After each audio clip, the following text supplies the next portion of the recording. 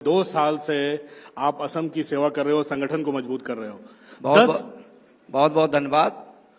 Agenda news 18 के इस कार्यक्रम में मैं आप सभी का स्वागत करता हूं, चूंकि मैं भी असम का हूं और असम का ही एक तरह से हूं और आप भी हमारे गेस्ट ही हैं, दिल्ली से आए हैं, तो मैं आपका भी स्वागत करता हूं।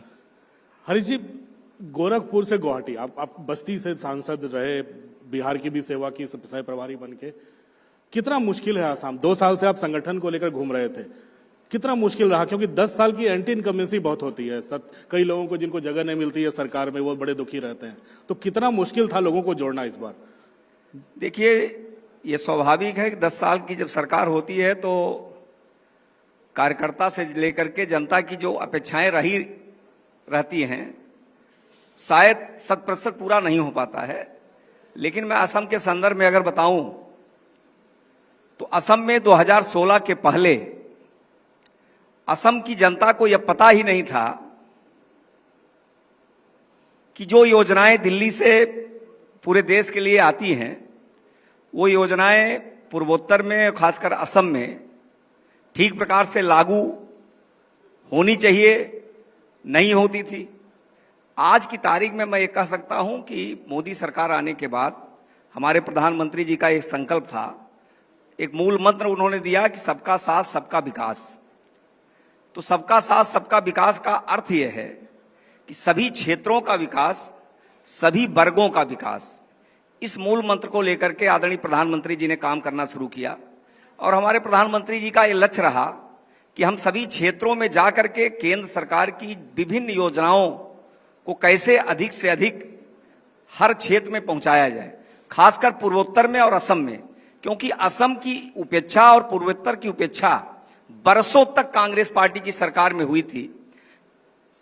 संयोग कहिए, एक सौभाग्य भी कह सकते थे, लेकिन आज की तारीख में सौभाग्य नहीं कह सकते हैं कि देश के प्राइम मिनिस्टर असम से राज्यसभा के सांसद थे, लेकिन प्राइम मिनिस्टर होने के बावजूद उन्होंने असम की तरफ कोई ध्यान नहीं दिया। यही कारण था कि तमाम ऐसे प्रोजेक्ट जो कांग्रेस पार्टी ने, कांग्रेस के मुख्यमंत्री या कांग्रेस के नेताओं ने चुनाव जीतने के दृष्टि से शिलान्यास तो उन्होंने कर दिया, लेकिन पूरा उसको किया अगर किसी ने तो मोदी सरकार ने किया और हमारी यहाँ की असम की सरकार ने 2016 के बाद किया।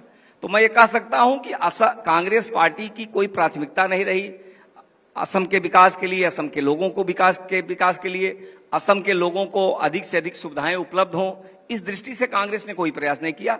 आज की तारीख में पिछले 10 वर्षों में 16 से लेकर के 26 के बीच में हमारी यहाँ की सरकार, इसके पहले 5 साल सोनोवाल जी चीफ मिनिस्टर थे और 5 साल से हमारे doctor Hemant Biswa Sharma ji chief minister हैं।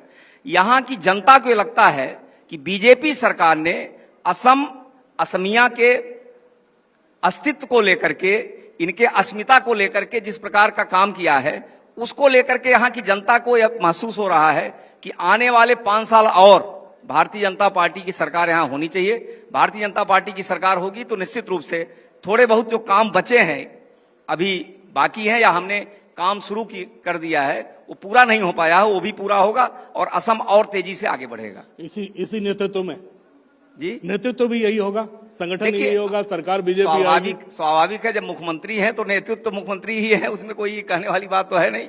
अब मुख्यमंत्री जी के नेतृत्व में ही चुनाव हो रहा है, भारतीय जनता पार्टी चुनाव लड़ रही, माननीय प्रधानमंत्री जी के मार्गदर्शन में चुनाव लड़ रही। तो आने वाले समय में माननीय मुख्यमंत्री जी के जो काम है, हमारी पार्टी के जो काम है, उसको लेकर के जनता के बीच में हम जा रहे हैं और निश्चित रूप से असम की जनता फिर एक बार प्रचंड बहुमत के साथ भारतीय जनता पार्टी सरकार बनाएगी। कितनी सीटें उम्मीद कर रहे हैं इस बार?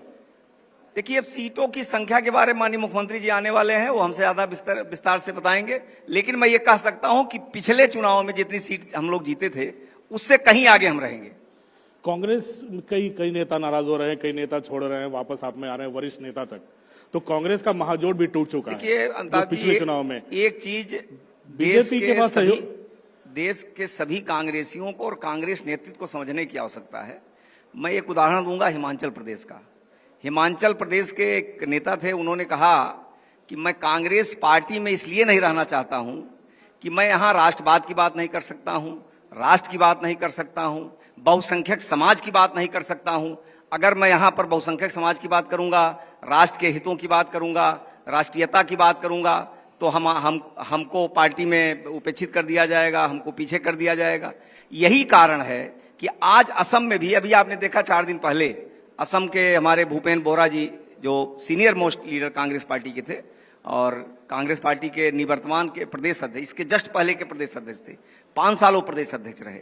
उन्होंने भी कांग्रेस छोड़ते समय यही कहा कि हम यहां पर बहुसंख्यक समाज के बारे में कोई बात नहीं कर सकते, यहां देश हित के बारे में कोई बात नहीं कर सकते हैं। अगर हम बांग्लादेशी घुसपैठियों की चर्चा करेंगे, उनके द्वारा असम के का जो अतिक्रमण किया गया, असम के लोगों को जो परेशान किया जा रहा है उसकी चर्चा करेंगे, तो कांग्रेस पार्टी हमको बाहर भी निकाल देगी। इस नाते यह बात कह के उन्होंने कांग्रेस छोड़ी और आज ही उन्होंने सुबह भारतीय जनता पार्टी ज्वाइन किया है। और उन्होंने ही नहीं ज्वाइन किया है, तो कांग्रेस पार्टी के सैकड़ों नेताओं ने, जिले से लेकर प्रदेश के सैकड़ों नेताओं ने आज भारतीय जनता पार्टी ज्वाइन किया है। मुख्यमंत्री जी ने कई आरोप लगाए गौरव गोगोई पे, तो गौरव की उनकी पत्नी के पाकिस्तान कनेक्शन को लेकर कई ऐसे गौरव गोगोई और उनके परिवार पर भी आरोप लगे।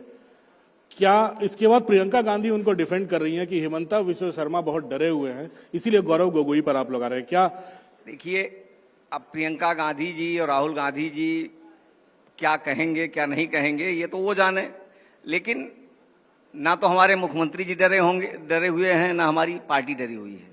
हम सब असम के लोगों के हित के लिए, उनकी अस्मिता की रक्षा के लिए लगातार भारतीय जनता पार्टी की सरकार काम कर रही है। और यही कारण है कि हमारी सरकार ने माननीय मुख्यमंत्री जी के नेतृत्व में 1.5 लाख बीघे जमीन जो बांग्लादेशी घुसपैठियों ने कब्जा कर लिया था, वहां पर स्थानीय लोगों को भगा करके या स्थानीय लोगों की जमीन को कब्जा कर लिया था, वो जमीन खाली करवा करके श्रीमंत शंकर देव जी का स्मारक जहां पर बना है, आप कल्पना कर सकते हैं, सैकड़ों एकड़ जमीन घुसपैठियों ने कब्जा किया था, उसको खाली करवाया गया।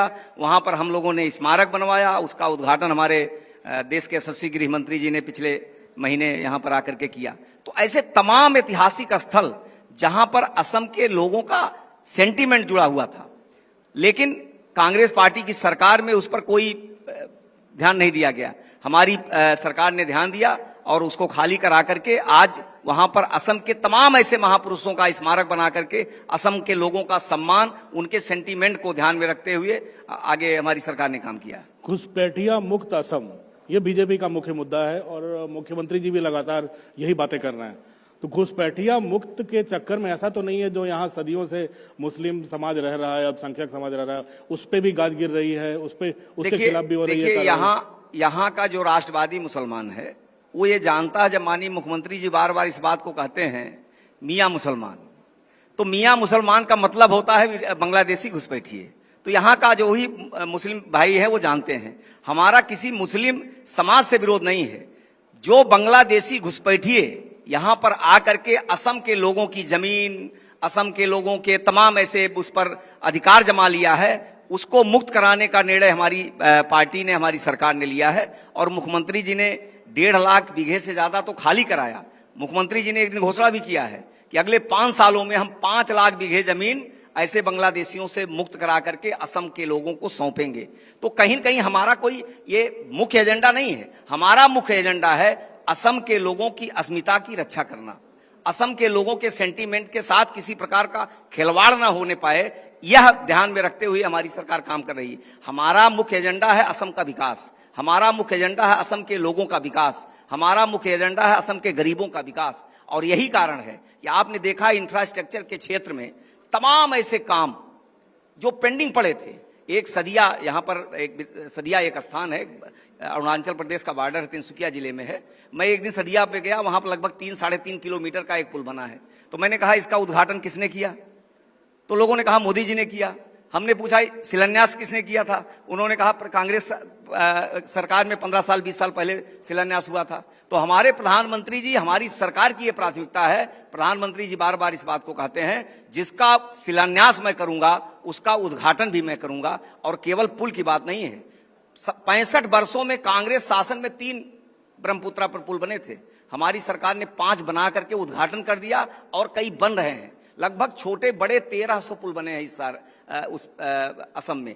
22,000 किलोमीटर का हाईवे हमने बनाया है, रोड हमने बनाया है। तो रोड हो, एयरपोर्ट की चर्चा अभी हो रही थी बाहर। एयरपोर्ट हो सकता है कि साइज में छोटा हो, गुवाहाटी का एयरपोर्ट, लेकिन गुवाहाटी का एयरपोर्ट देश का सबसे सुंदर एयरपोर्ट है और यहाँ के स्थानीय सामानों का उपयोग करके, बेम्बू का उपयोग करके बनाया गया है। तो तमाम आज असम के बारे में पूरे देश की निगाहें हैं। पहले देश का कोई बड़ा से बड़ा उद्योगपति, उसको लगता था कोई अच्छा उद्योग लगाना है तो कहाँ लगाना है, तो दिल्ली लगाना है, बंबई लगाना है, बड़े बड़े शहरों में लगाना है। गुवाहाटी की तरफ और असम की तरफ किसी का ध्यान ही नहीं जाता था। आज हमारे मुख्यमंत्री जी, हमारे प्रधानमंत्री जी इस प्रकार का माहौल यहाँ पर बना दिए हैं असम में कि देश का कोई बड़ा सा बड़ा उद्योगपति वो सोचता है सेमीकंडक्टर का फैक्ट्री अगर लगाना है तो कहाँ लगाना है, तो असम के गुवाहाटी के जागी रोड में लगाना है। 27,000 करोड़ रुपए का लगा। और केवल एक नहीं, एडवांटेज असम में, आप, मुझे आश्चर्य हुआ, मैं उस दौरान यहां पर आ गया था, मैं उस कार्यक्रम में था। एडवांटेज असम में पूरी केंद्रीय कैबिनेट प्राइम मिनिस्टर सहित यहां पर उपस्थित थी। हमारे मुख्यमंत्री जी ने 15 से 17 देशों के, एग्जैक्ट मुझे याद नहीं संख्या, देशों के राजदूत को बुला करके काजीरंगा का भ्रमण करवाया। क्यों करवाया? केवल भ्रमण नहीं करवाया, पर्यटन के दृष्टि से काजीरंगा को इंटरनेशनल स्तर पर उसका प्रचार प्रसार हो, लोग उसको जाने, इस दृष्टि से उन्होंने काजीरंगा में वहां पर रहने की व्यवस्था किया, घुमाने की व्यवस्था किया। तो तमाम ऐसे उद्योगपति भी आज असम की तरफ, गुवाहाटी की तरफ आ रहे हैं। इस प्रकार का इंफ्रास्ट्रक्चर तैयार किया हमारी सरकार ने। केंद्र सरकार और प्रदेश सरकार मिलकर के असम के विकास के लिए, असम के लोगों के विकास के लिए लगातार काम कर रही है। यही कारण है आज असम की जनता ये महसूस करती है। मैं किसी वर्ग की बात नहीं कर रहा हूं, आज यहाँ का लोकल मुसलमान भी यह महसूस करता है। आप सर्वे करने जाएंगे तो वो भी कहेगा हम बीजेपी सरकार को वोट देंगे, हम हेमंत बिस्वा शर्मा के नेतृत्व वाली पार्टी को वोट देंगे। क्यों? क्योंकि उसको भी विभिन्न योजनाओं का लाभ मिल रहा है। 98 लाख प्रधानमंत्री आवास से लेकर के निजुत महीना योजना, अरुणोदय योजना, तमाम इस प्रकार की योजनाएं जो हमारी प्रदेश सरकार ने चलाई है, केंद्र सरकार ने, 98 लाख लोगों को लाभ मिला है। यानी 98 लाख लोग लाभार्थी हैं। तो कहीं न कहीं हर क्षेत्र में महिलाओं के सशक्तिकरण के लिए हमने स्वयं सहायता समूह के सज्जी ग्रुप की महिलाओं को 10,000 रुपया देने का काम हमारी सरकार ने किया। हरी जी, इसी में सवाल उठता है कि डबल इंजन की सरकार तो तरुण गोगोई और मनमोहन सिंह की भी, तो डबल इंजन की सरकार तो अभी भी है, तो फर्क क्या है? अभी काम कैसे हो रहा है? देखिए, फर्क यह है कि काम कैसे होने लगा? हमारी सरकार देश के हित के लिए काम करती है, उनकी सरकार परिवार के हित के लिए काम करती थी। अंतर केवल इतना है, हम देश के लोगों का हित हो, देश का विकास हो, गरीब का कल्याण हो, महिलाओं का सशक्तिकरण हो, नौजवानों के रोजगार की चिंता हो, इसके लिए हमारी सरकार की प्राथमिकता है। कांग्रेस पार्टी की टोटल प्राथमिकता ही एक परिवार के विकास की है। तो अंतर यह है, इसलिए हमारी सरकार में असम का विकास हो रहा है और देश का विकास हो रहा है। काफी युवा यहाँ बैठे हुए हैं। प्रधानमंत्री मोदी ने एक आह्वान किया था कि 1 लाख लोग ऐसे जोड़ने हैं जो पार्टी राजनीति में आए हैं, जिनका कोई पारिवारिक नाता न हो राजनीति से। तो असम की जनता और असम के जो जेनजी हैं, जो युवा लड़के बैठे हैं, इनके लिए क्या संदेश है जो बीजेपी की राजनीति से प्रभावित हो? क्योंकि जेनजी तो कभी, देखिए, स्वाभाविक रूप से जो जेनजी होता है और जो नौजवान होता है वो ज्यादा देश के लिए सोचता है। और यही प्रधानमंत्री जी का भी कहना था कि ये कह देना कि राजनीति खराब चीज है, राजनीति में जाना अच्छी बात नहीं है, ये मुझे लगता है कि किसी समस्या का समाधान नहीं है। प्रधानमंत्री जी का केवल कहना यह नहीं था कि हम सबको 1 लाख लोगों को लाएंगे और 1 लाख लोग राजनीति करें। देश के हित में सोचना शुरू करें और इसके लिए राजनीति के लिए भी दरवाजे उनके खुले हैं। वो राजनीति में आकर के देश की सेवा करना चाहें, देश की सेवा करें और देश के हित में जो भी काम कर सकते हैं वो करने का प्रयास करना चाहिए।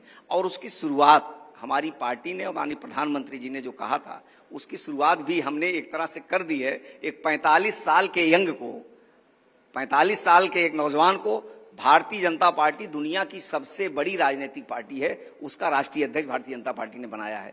तो हम लगातार प्रधानमंत्री जी नौजवानों से संवाद भी करते हैं, अलग अलग प्लेटफॉर्म पर उनसे बात भी करते हैं, उनको प्रोत्साहित भी करते हैं, प्रेरित भी करते हैं कि देश के लिए आप काम करिए। राजनीति का भी एक अच्छा माध्यम है, राजनीति के माध्यम से भी आप देश सेवा कर सकते हैं। यह सोच आपके अंदर होनी चाहिए। तो असम के जेनजी के लिए क्या है आपके पास बीजेपी को देने के लिए? देखिए, मुझे लगता है कि असम के जो जेनजी यहाँ पर बैठे हैं, नौजवान मित्र, हमारी बहनें, बेटियां यहाँ पर बैठी हैं, मैं ये कह सकता हूं कि आज केंद्र की सरकार मोदी जी के नेतृत्व में देश के नौजवानों के हर क्षेत्र में उनका विकास कैसे हो, इस दिशा में तमाम प्रकार की योजना बनाई है, उस दिशा में आगे बढ़ाने का प्रयास हो रहा है। हमारे माननीय मुख्यमंत्री जी ने लगातार प्रयास किया है कि यहाँ के नौजवानों को ईमानदारी से उनकी मेरिट के आधार पर नौकरी दी जाए। और केवल प्रयास नहीं किया, 1,58,000 लोगों को सरकारी नौकरी मेरिट के आधार पर हमारी असम की सरकार ने दी है। तो मुझे लगता है कि कोई भी नौजवान किसी क्षेत्र में काम करना चाहता है, ईमानदारी से काम करेगा, ईमानदारी से काम करेगा। तो हमारी सरकार की प्राथमिकता है कि हर नौजवान की उसकी योग्यता क्षमता के आधार पर, उसकी मेरिट के आधार पर हम उसको आगे बढ़ाने का प्रयास करेंगे। केवल सरकारी क्षेत्र में ही नहीं तो किसी भी क्षेत्र में, पॉलिटिकल क्षेत्र में भी हो सकता है, सामाजिक क्षेत्र में भी हो सकता है, संगीत के क्षेत्र में भी हो सकता है, अलग अलग क्षेत्रों में भी नौजवानों को आगे ईमानदारी से प्रयास करके अपना भविष्य बनाने का प्रयास करना चाहिए। उसमें भारतीय जनता पार्टी की मोदी सरकार और प्रदेश की हमारी हेमंत बिस्वा शर्मा जी की सरकार यथासंभव जो भी मेरिट के आधार पर प्रयास कर सकती है आगे बढ़ाने को करेगी। आज का युवा जो है, असम का भी युवा एक चीज के लिए चिंतित रहता है कि हमारा भविष्य क्या होगा, अगर हम 12वीं पास कर लेंगे सरकारी नौकरी मिलेगी नहीं, इसकी चिंता अलग है। जो ग्रेजुएट हो जाता है उसे लगता है हमें नौकरी नहीं मिलेगी। चाय बागान के इधर बहुत सारे वर्कर हैं, चाय बागान में बसे हुए लोग हैं, उनको चिंता उनकी जीविका कैसे चलेगी, गरीबी क्योंकि महंगाई बढ़ रही है, गरीब पैसे उस हिसाब से बढ़ नहीं रहे हैं। तो इन सब के लिए क्या आपका इस बार जो मैनिफेस्टो होगा, विजन डॉक्यूमेंट होगा, क्या इन सब को कवर करेगा, इन सब की शंकाओं का समाधान होगा? निश्चित रूप से भारतीय जनता पार्टी का जो मैनिफेस्टो है उसके लिए हम लोगों ने पिछले 1 महीने से ज्यादा समय से एक कार्यक्रम हम चला रहे हैं। अलग अलग स्थानों पर जाकर के छोटी छोटी मीटिंग करके सबका, हर वर्ग का सुझाव भी ले रहे हैं कि मैनिफेस्टो में क्या आना चाहिए। साथ ही साथ ऐसे कार्यक्रम करके उनके लिखित सुझाव भी मंगाए जा रहे हैं। तो हम सभी वर्गों की चिंता करेंगे, लेकिन चिंता करेंगे ही नहीं, हम चिंता कर रहे हैं। हम सभी क्षेत्रों के विकास के लिए, महिलाओं के सशक्तिकरण के लिए, उनका छोटा मोटा रोजगार हो इसके लिए हम स्वयं सहायता समूह बना करके आर्थिक मदद भी उनको करते हैं। ऐसे जो लेबर क्षेत्र में काम करने वाले लोग हैं उनके विकास के लिए भी विभिन्न प्रकार की योजना हमारी सरकार ने बनाई है। हमारी सरकार ने मुद्रा बैंक, आज नहीं, मैं एमपी था 2014 में, सरकार आते ही मोदी सरकार ने मुद्रा बैंक बनाया। मुद्रा बैंक के माध्यम से नौजवानों को, जो नौजवान बहुत पढ़ लिख करके नौकरी करने की स्थिति में आगे नहीं जा सकते हैं, जो कम पढ़ाई करते हैं या पढ़ाई उनका बीच में छूट जाता है, उनको भी रोजगार करने का अवसर मिले, उसके लिए हमारी सरकार ने मुद्रा बैंक बनाया। और उस मुद्रा बैंक में हजारों करोड़ रुपया, हजारों क्या लाखों करोड़ रुपया हमने लोगों को दिया है। लोग छोटे मोटे रोजगार कर रहे हैं। तो मुझे लगता है कि एक बहुत बड़ा वर्ग है जो पढ़ लिख करके अलग अलग क्षेत्रों में नौकरी में जाता है, सफल भी होता है। कुछ ऐसे लोग होते हैं जो सफल नहीं हो पाते हैं, पढ़ाई के बाद भी नहीं सफल हो पाते हैं। तो उनको भी रोजगार के लिए केंद्र सरकार हो या प्रदेश सरकार हो, तमाम प्रकार की योजना बनाई है और आगे भी हम योजना बनाने का प्रयास करेंगे कि उनको, उन नौजवानों को रोजगार के दृष्टि से कहां पर कैसे आसानी से सुविधा उपलब्ध कराई जाए, इस दिशा में हमारी पार्टी प्रयास करेगी। एक चीज की जनता बहुत इंतजार कर रही है, चुनाव का ऐलान कब होगा? होली के बाद का इंतजार करें? देखिए, चुनाव की घोषणा कब होगी ये न मैं बता सकता हूं न आप बता सकते हैं, क्योंकि चुनाव आयोग है, चुनाव आयोग जैसा उसको उचित लगे करेंगे। लेकिन मेरा मानना है कि होली के बाद कभी भी चुनाव की घोषणा हो सकती है और उसका डेट न मुझे पता है न मैं बता सकता हूं। तो किसी दिन हो सकता है, वो 9 भी हो सकता है, 10 भी हो सकता है, 11 भी हो सकता है, 12 भी हो सकता है, 15 भी हो सकता है। चलो, जिनको चुनाव की तैयारी करनी है लग जाए, अब संकेत मिल गया है। लेकिन हरीश भाई, एक चिंता और सबको होती है, एंटी इनकम्बेंसी तो 10 साल की होती है, कई विधायक होते हैं जिनके खिलाफ एंटी इनकम्बेंसी होती है, और एक बीजेपी का फॉर्मूला रहा है हर बारी की कुछ विधायकों के टिकट कटते ही कटते हैं। क्या इस बार भी आप लोग इस तरह का सर्वे कर रहे हो, रिसर्च कर रहे हो? क्या इस बार भी 20-25% का जो फॉर्मूला है वो लगातार चलता रहेगा? देखिए, भारतीय जनता पार्टी एक ऐसी पार्टी है कि इसमें कोई ये नहीं बता सकता है कि कितने लोग टिकट कटेगा, कितने लोग टिकट बचेगा। एक सामूहिक नेतृत्व के आधार पर डिसीजन होता है और ये सही है कि हम सर्वे भी करवाते हैं, कार्यकर्ताओं से बातचीत भी करते हैं, लोकल लोगों से बातचीत करके जो उचित होता है वो निर्णय पार्टी लेती है। तो मैं इस मंच से ये कह दूं कितने लोग टिकट कटेगा, इतने लोग नहीं कटेगा, शायद एक प्रभारी होने के नाते ये उचित नहीं है। लेकिन मुझे लगता है कि जो भी उचित होगा वो पार्टी डिसीजन लेगी और उससे एक बहुत बड़ा लाभ पार्टी को भी होगा और असम में तीसरी बार सरकार बनेगी तो असम का विकास होगा। एक आपने चाय बागान की चर्चा की है, तो एक बार मैं बताना चाहूंगा, चाय बागान के मजदूर वो चाय बागान में रहते थे तो उनको क्वार्टर किराए पर मिलता था या क्वार्टर चाय बागान के मालिक उनको देते थे। उनकी बहुत पुरानी डिमांड थी, सैकड़ों वर्ष की ये डिमांड थी कि वो जहां पर रहते हैं वह जमीन उनको अलाट कर दी जाए। यहां पर जमीन को मिट्टी कहते हैं, मिट्टी अलॉट कर दी जाए। लेकिन किसी सरकार ने नहीं सुना। हमारे माननीय मुख्यमंत्री जी ने कैबिनेट से पास किया और 3 लाख लोगों को अभी तक जमीन अलॉटमेंट, मिट्टी अलॉटमेंट का काम हमारी सरकार ने कर दिया है और आने वाले समय भी करेगा। तो ऐसे जितना काम बचे हैं वो सब होंगे। और केवल चाय बागान के मजदूरों को सुविधा की दृष्टि से हमने सड़क बनाया, विद्यालय की व्यवस्था किया, हॉस्पिटल की व्यवस्था किया और इससे भी बड़ा एक बहुत बड़ा काम किया, एक जगन्नाथ भवन। और कितना अच्छा बना है, एक मैं उदाहरण बताऊं। मैं एक मीटिंग में गया तो जगन्नाथ भवन में वो मीटिंग थी, तो मैं मीटिंग में थोड़ा जल्दी था तो मैं मीटिंग में पहुंच गया। मीटिंग में पहुंचने के बाद जब मैं उसको देखा तो मैं अपने एक विधायक जी थे, मैंने उनसे पूछा ये क्या है, तो उन्होंने कहा ये जगन्नाथ भवन है। तो हमने कहा किसने बनवाया, तो उन्होंने कहा असम की सरकार ने बनवाया, माननीय मुख्यमंत्री जी 500 चाय बागान में जगन्नाथ भवन बनवाए। इतना अच्छा बनवाए हैं, शादी विवाह, रिंग सेरेमनी, छोटे मोटे कार्यक्रम वहां पर आप कर सकते हैं, वहां पर आप समाज की कोई मीटिंग कर सकते हैं। तो ऐसे तमाम काम चाय बागान के मजदूरों के लिए हमारी सरकार ने किया है और केवल चाय बागान के नहीं तो सभी वर्गों के लिए हमारी सरकार ने किया है। तो मुझे पूरा आशा है कि आने वाले 2026 में प्रचंड बहुमत के साथ भारतीय जनता पार्टी की सरकार बनेगी। जब तीसरी बार सरकार बनेगी तो आज पूरे देश में असम सबसे ज्यादा तेजी से विकास करने वाला राज्य बन चुका है और मुझे ऐसा आशा है कि आने वाले समय में हमारे मुख्यमंत्री जी का भी लक्ष्य है, हमारे प्रधानमंत्री जी का भी लक्ष्य है, हमारी पार्टी का भी लक्ष्य है, असम देश का नंबर 1 राज्य बने। इस दिशा में हमारे माननीय मुख्यमंत्री जी, हमारी सरकार काम कर रही है। अब इतनी बड़ी बड़ी बातें कर दी है कि अब ज्यादा सवाल बचे बड़ी बड़ी बातें नहीं की, हमने बता दिया सब जो काम हुआ है। उसमें मैंने इसमें से अधिकांश काम वो बताया जो काम हो गया है। एयरपोर्ट की चर्चा मैंने की, फ्लाईओवर की चर्चा मैंने की, जगन्नाथ भवन की चर्चा, जो काम हो गए।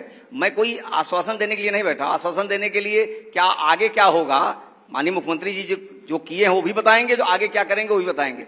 मैंने तो वही बताया है जो हमारी सरकार ने काम किया है, केंद्र सरकार हो या प्रदेश सरकार हो, दोनों ने मिलकर के डबल इंजन की सरकार ने असम के विकास के लिए, असम को आगे बढ़ाने के लिए ऐतिहासिक काम हुआ है। यहां की शांति की स्थिति के बारे में आप पता करिए, 25 साल पहले क्या था, आज क्या है, कितनी शांति है, सड़कें हैं, शांति है। जब शांति होगी तभी विकास होगा। अभी मोरंग में फाइटर प्लेन यहां पर लैंड किया गया, ऐतिहासिक काम मोदी सरकार ने किया है। आज असम केवल असम की सुरक्षा की दृष्टि से नहीं जाना जाएगा, आज असम देश की सुरक्षा का एक बहुत बड़ा केंद्र हो गया है। कभी भी ऐसी आवश्यकता पड़ेगी तो असम में हमारे एक हाईवे एक्सप्रेस पर फाइटर प्लेन लैंड करेंगे। तो इतना ऐतिहासिक काम हमारी सरकार कर रही है तो असम की जनता स्वाभाविक रूप से आशीर्वाद देगी और दे रही है। अब समाप्त करने के पहले 1-2 छोटे-छोटे जवाब चाहूंगा हरीश जी। आप तो राजनीति में आप लोग को जेनजी कहा जा सकता है, आप लोग यंगेस्ट लोगों में से हो, अभी जेनजी से ऊपर आ गए आप लोग अभी अगली पीढ़ी में हो। यहाँ पे बच्चे बैठे हैं, सब फिल्में देखते हैं, यूट्यूब देखते हैं। आप तो लगता है 30 साल पहले घर छोड़ चुके हो। घर छोड़े हुए आपको 30 साल हो गया, फिल्में में देखने का टाइम मिलता है क्या? नहीं, कभी कभी कोई अच्छी फिल्म आती है, जब कोई कहता है कि राजभक्ति फिल्म आई है तो उसको देख लेते हैं। जैसे मैं लेटेस्ट फिल्म धुरंधर देखा हूं एक दिन, चलो आप दिल्ली लोग में। जेनजी के बच्चों के लिए संदेश है, धुरंधर देखने वाले लोग हैं, नेता भी। नहीं, कोई भी फिल्म हो जिससे प्रेरणा मिल सकती है समाज के विकास के लिए, देश के विकास के लिए और स्वयं के विकास के लिए भी, अगर कोई प्रेरणा देने वाली फिल्म है तो हमको लगता है सबको देखना चाहिए। चलो हरीश जी, आप आए, आप रुके हम लोगों के कार्यक्रम के लिए बहुत बहुत धन्यवाद। नमस्कार।